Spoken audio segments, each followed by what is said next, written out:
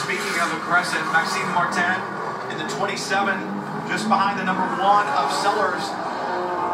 Coming into the top of the shot here in just a second. They had a little argy-bargy, as you like to say, at Long Beach when Ryan Sellers and Madison Snow took the victory there. Those hard. I had front grip, but when I was behind the Mercedes, I didn't. And we saw that at Canadian Tire Motorsport Park. I believe it was the Mercedes of Ellis behind the Aston Martin.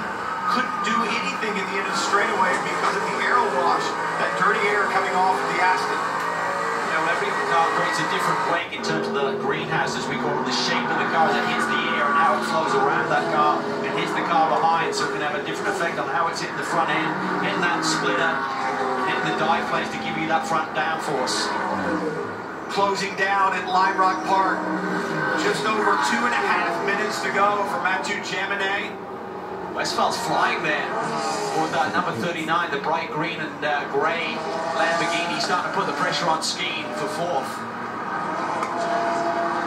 It is not over until it's over, especially at a racetrack like this. And I don't know, we said earlier, we used the term cork in the bottle. Is Ryan Sellers a bit of the cork in the bottle now for Maxime Martin? Mike Skeen behind him in the 32. Fastest driver of the day so far is Jules Gounod, aboard that WeatherTech Racing Mercedes. He's run a 51.73 lap. Putting that comparison, the fastest GT Pro lap is a 52.3. 6/10 around this 1.5 mile circuit is immense. And in terms of the performance advantage, absolutely huge.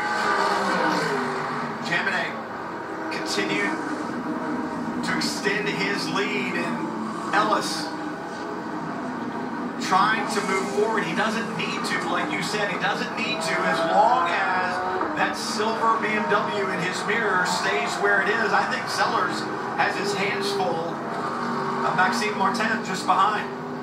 For the Vassar Sullivan team, boys, this cup raced on soft race. They had potential wins in both classes. Certainly a win in GTD looking beyond the cards, and a nice runner-up finish potentially with about 2 laps fuel trouble in the maybe 3. Sitting in second in GTD Pro, and suddenly has given the mileage back to Ribera, so he's not in fuel trouble, and has taken the 12 car out of the mix for the win, as the 1 car has had an off into the uphill, I believe. And that's in Halen. Typically, you don't see him make mistakes. He has some help. I got a feeling Gounod was around that vicinity. Certainly, Jules has been aggressive earlier. It was a pretty good feeling there, Cal. I had the feeling, yeah, you did, and it was correct. And I would not be surprised. Yeah, Jan's not going to be happy. No, he's not going to be happy. Jules Gounod may not be happy with the officials here before long. I'm sure that will be reviewed anytime there's contact and a car leaves the racing surface. It is 30 seconds to go. Should be 1 more lap for Mathieu Jaminet. Talk about reviews. They did review that incident between the 57 and the 12 on that initial restart, Brian, and that has been cleared. No further action. So Ellis, they lost that winner Watkins claim with that drive time infraction. Can they possibly rebound here with the runner-up finishing in Canada? Maybe a win here 10 this seconds. afternoon. Final lap though. So this is gonna be it.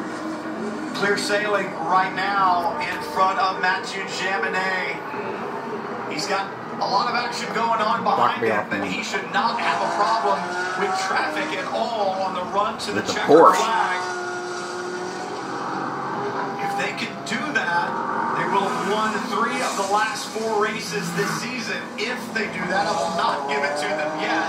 I love that car. If they do it, they will have won from every pole position that they have had this season. Mathieu Jaminet, Matt Campbell looking to extend their points lead, looking to add another trophy to the trophy case for VAP Racing. They will do just that. VAP Racing, Mathieu Jaminet, Matt Campbell win at Lime Rock Park. Look at the backdrop. There's a big kerfuffle. The 57 comes out of fuel. Crawling to the line. Crawling to the line. Sellers is through for the win. Ryan Sellers. Oh my goodness. Snow. The surprise victory is the 57 out of fuel. Unreal. That team is still through it. It's a 1 out of fuel. But he still win. Sellers can't believe it. He Cannot believe it. They ran a strategy. They were sitting there in 4th, 5th position. Suddenly they got that yellow. Total reset.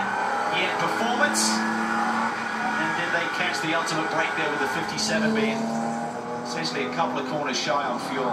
This team, local operation, at 200 guests here this weekend from Paul Miller's dealerships in the area. On board the number 1. I mean, look up ahead. He's going downhill, fortunately, but he's got no pace. He was out of fuel coming out of West Bend. Yeah, he probably lost it going up the hill and just coasted to that point. Brian Sellers was probably thinking, did I miss the checker flag last time by? Why is everybody slowing down? Well, it wasn't everybody. You can hear him It was on just board. the 57. Look at that. Unbelievable. It's why we race.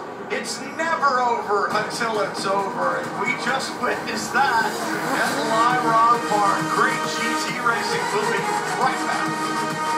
Awesome, guys. Keep it up. Racing fuel has been the official fuel of racing for over 45 years.